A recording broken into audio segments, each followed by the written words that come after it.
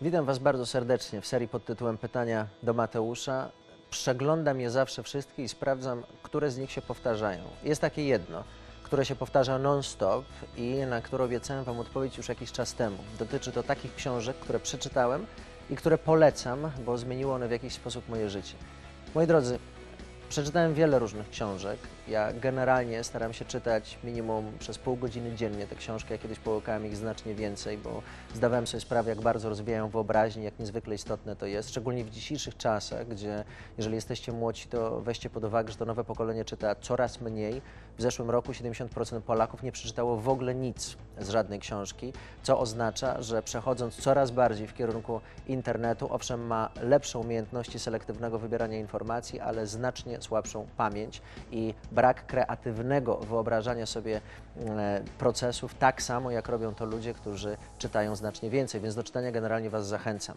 Drugi element, który jest ważny, zanim przejdę do opisania książek, które zmieniły moje życie, to jest wiedza na temat tego, że piękno znajduje się zawsze w oczach podziwiającego, a nie obiektywnie w przedmiocie, w stosunku do którego mocno wzdychamy. Innymi słowy, jeżeli książka jakaś jest, to osoba, która jest mądra, wyciągnie z niej mądre rzeczy, niezależnie od tego, czy jej jakość jest dobra lub zła, a osoba, która nie jest mądra, nie wyciągnie z niej adekwatnych wniosków, w związku z czym nie ma takiej książki, w stosunku do której ja bym wypowiedział się krytycznie, ze względu na to, że zawsze zadając sobie pytanie, co w tej książce jest mądrego, co mogę z niej wyciągnąć dla siebie, czego mogę się z niej nauczyć, znajdę, bo stworzę takie warunki za pomocą tego pytania, coś, co jest jak najbardziej adekwatnego.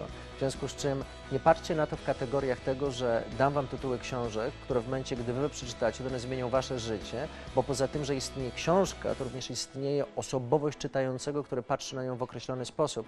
Zdajcie sobie sprawę, że w momencie, gdybyśmy dostali do ręki bilet w to samo miejsce, to ja mógłbym widzieć zupełnie inne rzeczy niż Wy. Architekt patrzyłby na to, jakie są budynki w mieście, ksiądz podziwiałby świątynię, turysta zwracałby uwagę na to, co jest opisane w przewodniku, a podróżnik dla odmiany zachwycałby się każdym momentem, którego spotyka, traktując wszystko jako przygodę, więc wszystko zależy od tego, z jakim podejściem się za coś zabieracie. Ale z całą pewnością są pewne pozycje, które w moim kontekście zmieniły moje życie i znowu nie jestem zwolennikiem wychodzenia z założenia, że one zmienią również Wasze, bo nie wiem, ale być może Wam pomogą i tym się właśnie kieruję.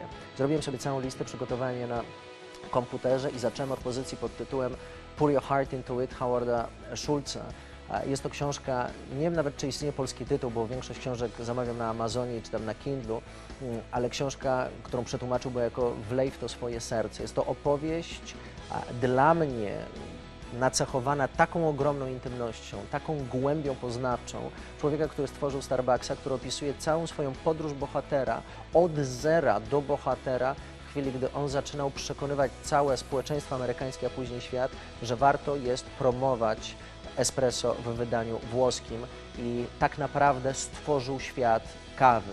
Jego wzloty i upadki, jego sukcesy i porażki, jego determinacja i walka były dla mnie niezwykłą i ogromną inspiracją, więc o trzecią stronę to na pewno wycierałem łzy z oczu i to jest książka, która w ogromnej mierze mnie zainspirowała do tego, żeby tworzyć wielkie rzeczy i traktować siebie w kategoriach bycia jeszcze młodym, ale wystarczająco starym, żeby wiedzieć, że poprzez długoterminową realizację planów może naprawdę stać się kimś, kto zmienia świat.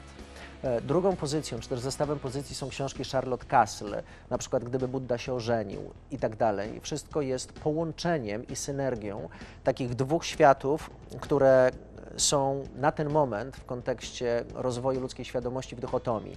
Świata azjatyckiego ze światem zachodu, buddyzmu z nowoczesnym, psychologicznym podejściem do tematu, gdzie poprzez połączenie w jednej osobie autorki książki Charlotte Kasl, zarówno specjalistki od psychologii, jak i buddystki, dostajemy przecudowną, wspaniałą miksturę głębokiego zrozumienia i technicznych rozwiązań, które są modelami powtarzalnymi i duplikowalnymi do tego, żeby wprowadzać je w nasze życie dotyczące relacji, dotyczące naszych myśli, dotyczące zarządzania naszym ego i do tego Was bardzo zachęcam. To jest cała seria, ona jest wydana po polsku i te książki mógłbym czytać wiele razy, bo tam jest tak duża ilość głębi, że na pewno Wam to zmieni od strony technicznej również życie.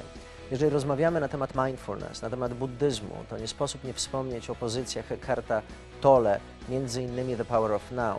Jeżeli chcecie kontrolować swoje myśli i umieć obserwować je bez oceniania, zdawać sobie sprawę, że tylko życie w tu i teraz jest prawdziwym życiem, to musicie wiedzieć, w jaki sposób tworzyć sobie taki mięsień, który was będzie trzymał w jedynym prawdziwym świecie, czyli w tu i teraz. I ta książka wam w tym pomoże. Nawiązując do Eckharta Tolle, znowu wspomnę o kolejnej osobie, tym razem o Byron Katie, która też wydała bardzo wiele pozycji, one są tłumaczone na język polski. Znowu kobieta, która ma przewspaniałe, mistrzowskie podejście do wielu różnych kwestii związanych z umysłem i jej technika, The Work, która jest jednym z efektywniejszych systemów z psychologii poznawczej do tego, żeby rozwiązywać nieadekwatne przekonania, jednocześnie oczywiście patrząc na to z pewnym dystansem, bo jak ktoś ma młotek, to wszędzie widzi gwoździe, więc należy korzystać z wielu systemów, żeby mieć dobre techniki, to ta Byron Katie z całą pewnością oferuje inne spojrzenie na rzeczywistość i do tego was zachęcam. Kolejne pozycje też ze świata synergicznego, który pewnie zwróciliście uwagę, ja uwielbiam, łącząc Zachód ze Wschodem, to są książki Richarda Mossa, Mandala of Being między innymi. Ja spędziłem z Richardem długie lata, będąc jego uczniem, a on moim mentorem, w szczególnego rodzaju roli, w której on jako człowiek zajmujący się medytacjami od ponad 30 lat, jednocześnie będący z wykształcenia amerykańskim lekarzem, potrafi zarówno spojrzeć na kapitalistyczne, nacechowane efektywnością myślenie, jak i na wschodnią głębię, łącząc je razem ze sobą. Są to piękne rozwiązania i ja przeżywałem największe zmiany mojego życia z tym człowiekiem, w związku z czym nie tylko polecam go jako osobę, ale przede wszystkim, bo pewnie taki będziecie mieli z nim kontakt, pozycje, które opisał. Kolejnym autorem, którego wam polecam, jest Osho. Niezależnie od tego, jaką książkę chwycicie, to zawsze będziecie przechodzili przez taką podwójną, kontradyktoryjną miksturę sprzeczności. Z jednej strony, cóż za wspaniałe, wyjątkowo rewolucyjne podejście do oczywistych tematów w życiu, a z drugiej strony, cóż za ego i jakiego rodzaju buntownik, który tak naprawdę sprzeciwia się szeroko pojętemu historycznemu establishmentowi i porządkowi, który konstytuuje nasz świat. W tej miksturze rodzą się świetne pomysły. Chwyćcie jakąkolwiek książkę, a z całą pewnością zaczniecie zagłębiać i zostaniecie zainspirowani poprzez schemat o wiele bardziej podejścia do życia niż poprzez schemat techniczny, bo to nie są książki, które dają konkretne rozwiązania. Jak takie chcecie, to chwyćcie psychologię społeczną Aronsona, albo psychobiologię Busa, albo książki Zimbardo, czyli wszystkie te, które są książki Cialdiniego, z którym miałem okazję występować 2 razy na scenie w Warszawie, książki specjalistów od psychologii, którzy mają do tego bardzo kognitywne, bardzo zdroworozsądkowe, bardzo logiczne podejście, które są wypełnione powtarzalnymi modelami, technikami, z jakich można systematycznie korzystać, które dają bardzo konkretne rezultaty. Jednocześnie też nie odnajdziecie w nich duchowych inspiracji, które są charakterystyczne dla zupełnie innego rodzaju, o wiele bardziej azjatyckich czy też szamańskich umysłów. Skoro mowa o tych ostatnich, to z całą pewnością inspiracją będą dla was prawa Tolteków, które są opisane przez Don Miguela Ruiza, książki, które znowu nie wiem, czy są przetłumaczone na język polski, to możecie sobie sprawdzić w Google, je czytałem w oryginale po hiszpańsku i były to książki niezwykle inspirujące, dotyczące takiej preazteckiej grupy oświeconych plemion, które żyły według określonego rodzaju kodeksu i ten kodeks nazwany Cuatro Acuerdos jest fascynującym zestawem przekonań, które zainspirują was do tego, żeby inaczej podchodzić do życia. Jak podróżowałem, to korzystałem z przewodników Lonely Planet. Tak sobie pomyślałem, że dorzucę wam taki fragment z zupełnie innej dziedziny wiedzy, bo są to tak świetne przewodniki napisane przez pasjonatów, że jakbyście chcieli wiedzieć, co zobaczyć, gdzie, co odwiedzić, to z całą pewnością w tych książkach znajdziecie rozwiązania. Jako absolutny pasjonat inteligencji kolektywnej polecam wam też pozycję Junga i Josepha Campbella. Ten ostatni pisał wiele na temat monomitu, na przykład Bohater o 1000 twarzy i kilka innych pozycji, gdzie będziecie mogli patrzeć na rozwój jednostki z punktu widzenia kulturowego, z punktu widzenia socjologicznego. Jestem zakochany w ogóle w pozycjach Junga, traktuję go jako wielkiego duchowego mentora tego, w jaki sposób my funkcjonujemy na poziomie kolektywnym, będąc czy to Polakami, czy to będąc Brazylijczykami, Meksykanami, Amerykanami, gdzie na pewnym poziomie wszyscy jako ludzkość możemy myśleć w zupełnie uniwersalny, niejako odgórnie narzucony sposób. I są to fascynujące rzeczy, one jednocześnie mogą być relatywnie trudniejsze do czytania, ale jeżeli się skusicie, to z całą pewnością wyciągniecie stamtąd wiele interesujących treści. Za to wiele bardziej łatwe i lekkie i przyjemne do czytania są pozycje z zakresu rozwoju osobistego. Ja z ogromną wdzięcznością zawsze wspominam o książce Tony'ego Robbinsa pod tytułem „Obudź w sobie olbrzyma”, bo od tej książki zaczynałem całą swoją karierę. Przeczytałem ją, zrobiłem jedno ćwiczenie, to ćwiczenie mi dało przecudowne rezultaty i tak później potoczyła się moja kariera aż do dzisiejszego momentu, w chwili, gdy mam zaszczyt mówić do Was i Wam o tym opowiadać, więc ta książka z całą pewnością miała dla mnie ogromnego rodzaju znaczenie. Sprawdźmy, czy coś jeszcze chcę Wam przekazać.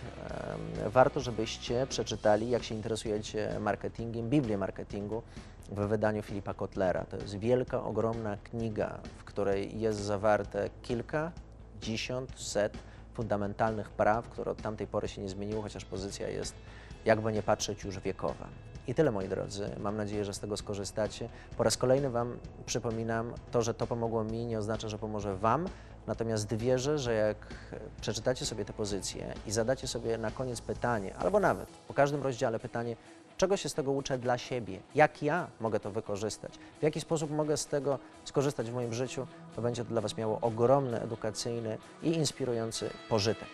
Jeżeli to, czego się tutaj dowiedzieliście, Was zainspirowało, to koniecznie, jak jeszcze tego nie zrobiliście, to kliknijcie teraz tutaj, po to, żeby subskrybować ten kanał, po to, żeby być na bieżąco z wszelkimi nowinkami. Zostawiajcie również swoje pytania pod spodem, będę zbierał takie informacje, które się najczęściej powtarzają i z przyjemnością na te pytania zawsze odpowiadał, wierząc, że to, co robimy tutaj, w jakiś sposób pomaga nie tylko nam, ale również naszemu krajowi oraz całemu światu. Więc jeżeli Wam się spodobało, to dzielcie się tym filmem, niech jak najwięcej osób ma dostęp do jak najlepszych narzędzi. Bardzo Wam dziękuję. Do następnego razu. Cześć.